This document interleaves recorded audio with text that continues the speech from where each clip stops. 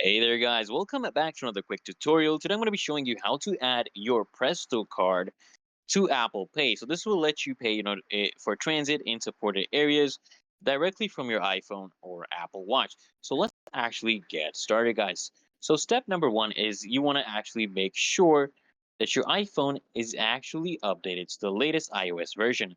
So if you're using an Apple Watch, ensure that it's also paired with your phone and also updated because NFC actually requires you to have the latest operating softwares. So step number two, guys, you want to actually open up the wallet app on your iPhone and you just want to tap on the plus sign in the top right corner to actually add a new card.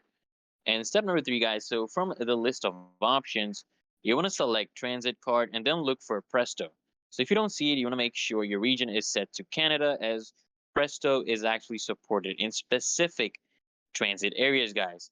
So so then what you want to do is you want to choose whether you want to transfer an existing physical Presto card or get a new digital card. So if you're transferring, you want to enter your card details manually or just follow the instructions to scan it using NFC, guys.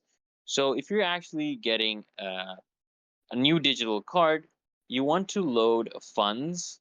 Okay, load funds onto it during the setup process. You can actually add a balance directly, guys, using Apple Pay. And once completed, guys, your Presto card will actually appear in your wallet app.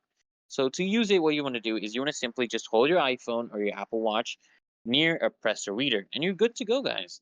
And that's it. You have now added your Presto card to Apple Pay, making transit payments a breeze, guys. So if this tutorial was helpful, guys, don't forget to like, comment, and subscribe, guys, for more quick tips. See you guys